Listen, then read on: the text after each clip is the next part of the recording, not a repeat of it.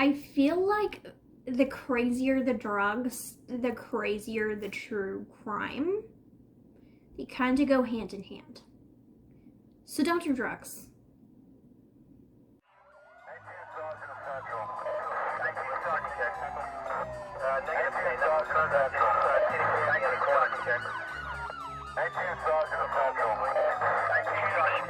Negative K, nothing further, just city camp in the corner. We've got a code 187. Officers on the scene.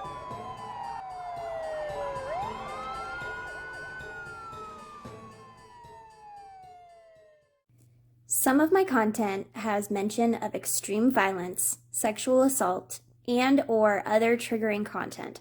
Discretion is advised. Hi guys, welcome back to my channel. Today is a crazy story. I was looking for material for our podcast, Code 187, and I stumbled across this story and I was like, I have to talk about this. It is insane. And I feel like more and more we're getting these drug-fueled murders. I know that meth is a problem, I know that cocaine is a problem, and it is an epidemic that is happening more and more as our, I don't even know. It's a lot, guys. And so today I am talking about Luisa Cutting, and she killed her roommate. All right, guys, so Luisa is a 21-year-old college student, and her roommate is Alexa Cannon. Now, they went out one night, and they had lived together since 2016. This was in 2019, so they had lived together for a while, and they were best friends. And I'm sure that you guys know in those college roommate phase, you do quite a bit of partying. These girls were partying hard this night. They were on a cocktail of drugs that included cocaine, mushrooms, Xanax, and Adderall.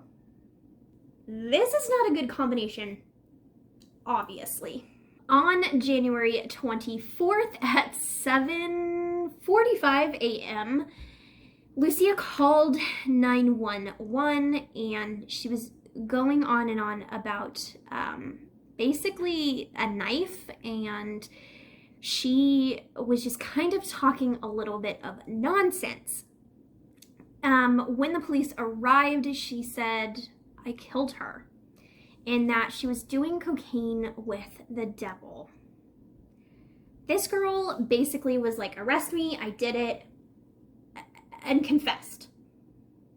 Now, we don't know if a fight ensued. We don't know if there was just drugs happening and this happened, but what we do know is that Alexa was stabbed over 40 times with a butcher knife. What we know is that in the warrant for Luisa's arrest, they did say that Alexa had a knife sticking out of her mouth when the 911 operator was called and the police showed up. This was brutal. I mean, 40 times with a butcher knife. This girl died a horrible death. When the police showed up, Luisa was also talking about the apocalypse and praying, which I feel like is a little too late. But they took her in. The defense kind of relied on the drug theory and also that Luisa was sleep deprived. But there was so much evidence that this was a crime, and she'd also confessed. Now, we're not sure if the drugs kind of triggered a psychotic episode or if it was just a horrible mixture of all of these drugs, but Luisa was also acting super weird in jail. I guess she was like trying to shove her whole fist in her mouth, and also praying and just talking very odd. She was sentenced to 40 years in prison and made to enroll in a mental health counseling. Do you think that this sentence is enough for Lucia? She stabbed her roommate over 40 times. Do you think that the punishment fits the crime? Do you think that it's enough? Of course, Lucia took the time to apologize to Alexa's family, but at this point it was too late. They had taken their daughter away from them in a very brutal way. So my question to you guys is, what do you feel about the combination of drugs and murder? Do you feel you have to be crazy without the drugs or before the drugs before you commit the crime? Do you think that drugs in general could make you so angry that you do something like this? Is this an excuse? Is the drugs the excuse just to murder? And do you think that mental health counseling could help with this issue? Please tell me in the comments below. So talking about cocaine, I mean, that was one of the biggest drugs that Lucia had in her system at this time. Cocaine is a very powerful stimulant. You believe that you are all powerful. You believe sometimes that you can't die. Your mood and perception is all changed. And it makes you feel confident and stronger and definitely more powerful. And it also makes you, or lets you, engage in a lot of risky behaviors that maybe you wouldn't have done before. When I was researching this case, I also saw a lot of cases that came up about meth-fueled murders.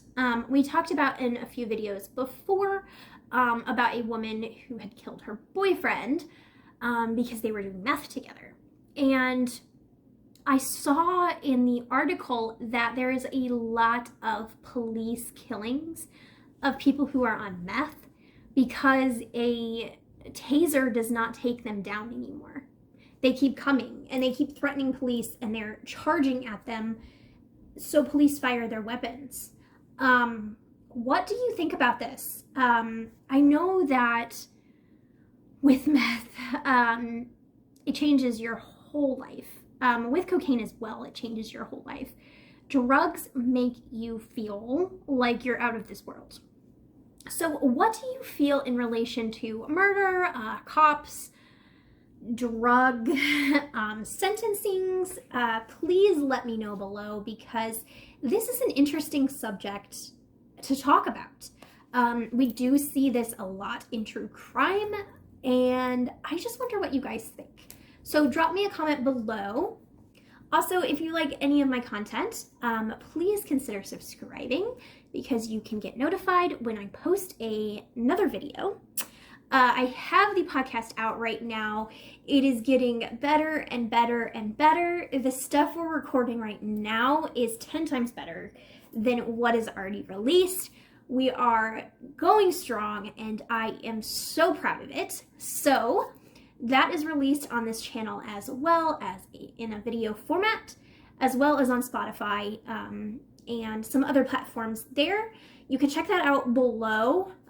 And also all my resources will be below, and helpful resources as far as our topic today. So thank you guys so much for listening to this story. Alexa's murder was just mind-baffling to me, and it was just weird. Killed by your best friend over drugs. It's crazy. So I'll see you guys next time with another true crime story. Bye.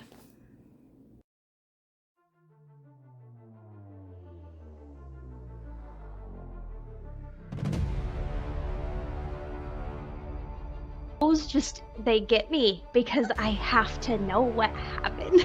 Yes. Then the FBI guy could have been connected to the black market kind of thing, you know?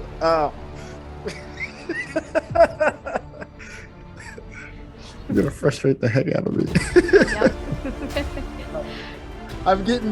I got so much excitement from listening to this case, and then I'm also trying to communicate all this stuff to you guys, and it's like, so. Right. Oh.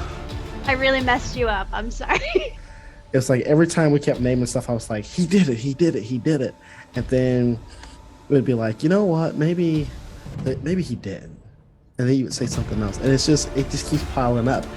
Well, see, I mean, even like as you're telling me this stuff, I'm like, oh yeah, it was an accident. Maybe murdered.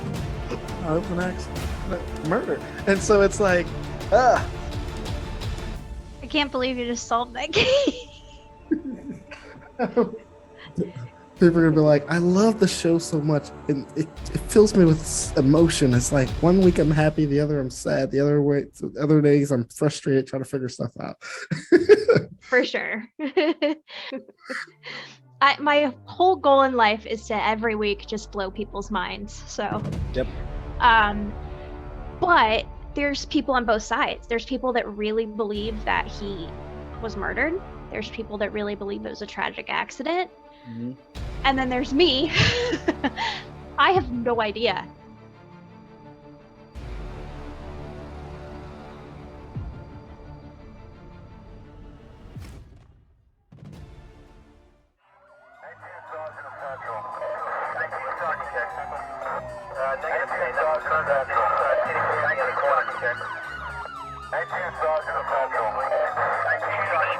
Negative K, nothing further, just city camp in the corner. We've got a code 187.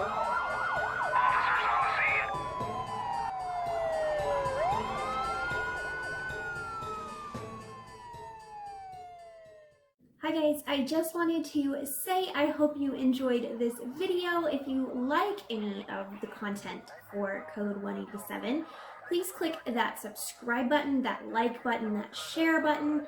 Help us out, help us grow. You can find us on your favorite podcast platforms.